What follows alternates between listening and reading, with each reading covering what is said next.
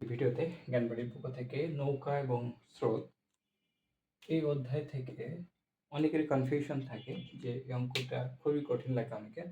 আশা করি এই ভিডিও দেখার পর আপনাদের এই অঙ্কগুলো খুব সহজ লাগবে। এই অঙ্কগুলো করার জন্য আপনাকে সর্বপ্রথম তিনটি বিষয় মাথায় রাখতে হবে। এক হচ্ছে স্রোতের অনুকূলে নৌকার বেগ। স্রোতের সাথে স্রোত যেদিকে যাচ্ছে নৌকাও সেদিকে যাচ্ছে, সেক্ষেত্রে নৌকার বেগটা হবে কি, নৌকার বেগ এবং স্রোতের বেগ মানে হচ্ছে স্রোতের অনুকূলে নৌকার বেগটা হবে, নৌকার বেগ মানে স্থির অবস্থায় যে নৌকার বেগ থাকে সেইটা, স্থির পানিতে সেইটা, এবং হচ্ছে কি স্রোতের বেগ। আরেকটা ব্যাপার জানতে হবে, স্রোতের প্রতিকূল মানে স্রোত যেদিকে যাচ্ছে তার বিপরীত দিকে কি হচ্ছে, নৌকা যেদিকে যাচ্ছে স্রোত তার বিপরীত দিকে আসতেছে।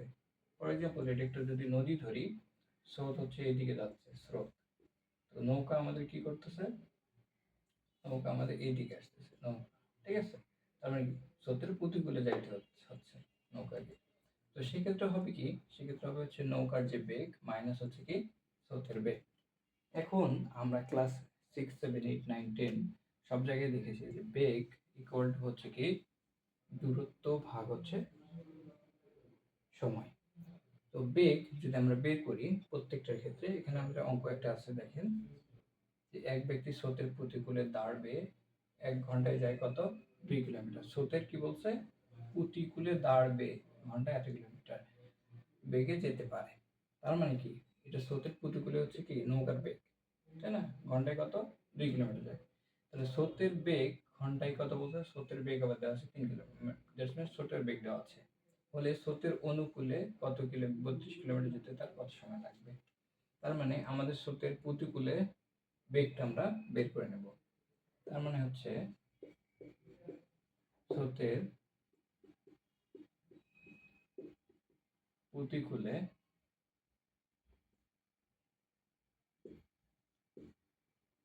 নৌকার বেগ, এই যে যেটা আমরা নৌকার বেগ স্রোতের প্রতিকূলে, সেটা কিন্তু আমরা কি লিখতে পারি, আমরা বেগ ইকুয়াল টু জানি কি দূরত্ব ভাগ সময়। এখানে কি দূরত্ব কত দেওয়া হচ্ছে, 2 কিলোমিটার, সময় কত 1 ঘন্টা, 2 ভাগ 1 মানে হচ্ছে 2 কিলোমিটার পার ঘন্টা, ঠিক আছে। আর আমাদের দেওয়া আছে কি স্রোতের বেগ, স্রোতের বেগটা আমরা বের করি, স্রোতের বেগ, স্রোতের বেগ ইকুয়াল টু কি, বেগ ইকুয়াল টু আমরা জানি দূরত্ব ভাগ সময়, দূরত্ব কত 3 কিলোমিটার, কয় ঘন্টায় 1 ঘন্টায়, ইকুয়াল টু হচ্ছে 3 কিলোমিটার পার ঘন্টা। এটা আমরা পাইলাম। তাহলে এখান থেকে আমরা কার মানটা পাবো, নৌকার বেগটা দেওয়া নেই, তার মানে এই সমীকরণে বা এই সূত্রতে আমরা নৌকার বেগটা লিখবো। তাহলে এই সূত্র মানে 2 নম্বর যদি আমি এখানে মার্ক করি, তো 2 নম্বর থেকে আমরা পাই, 2 নম্বর থেকে আমরা পাই যে নৌকার বেগ কত দেওয়া আছে এখানে 2, 2 ইকুয়াল হচ্ছে নৌকার বেগ কত আছে এখানে দেওয়া নেই আমাদের, নৌকার বেগটা আমরা বের করব। নৌকার বেগ মাইনাস হয়ে আছে স্রোতের বেগ, স্রোতের বেগ কত এখানে 3। সো আমরা এখানে কি পাবো, নৌকার বেগ পাবো না, নৌকার বেগ পাবো, এটা আমরা এই পাশে পার করে দিলে কি হবে, 2 + 3 = হচ্ছে 5। এটা হচ্ছে আমাদের নৌকার বেগ। এখন বলছি কি 32 কিলোমিটার যেতে তার কত সময় লাগবে স্রোতের অনুকূলে। স্রোতের অনুকূলে নৌকার বেগটা আমরা বের করব, স্রোতের অনুকূলে এই যে আমাদের নৌকার বেগ, এটা আমাদেরকে বের করতে হবে, যেহেতু এই মানটা আমাদের দেওয়া আছে। স্রোতের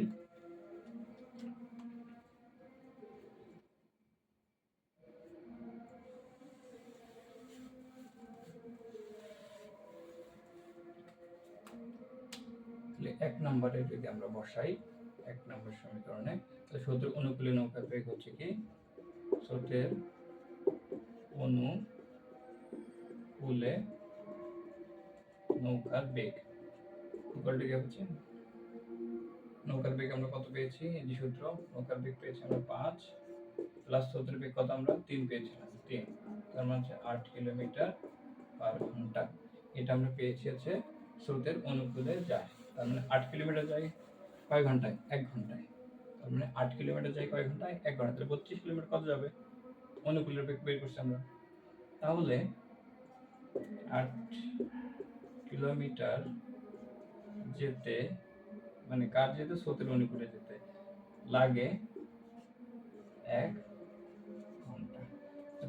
কিলোমিটার যেহেতু লাগবে কত 1 ভাগ, কম সময় লাগবে তাহলে ভাগ, তাহলে হচ্ছে 32 কিলোমিটার যেতে লাগবে বেশি সময়, তাহলে 1 ইন্টু 32 ভাগ হচ্ছে 8, 4 8টা 32, 4 ঘন্টা। আশা করি আপনারা বুঝতে পেরেছেন এবং আশা করি আপনাদের অনেক উপকারে আসবে। Thank you.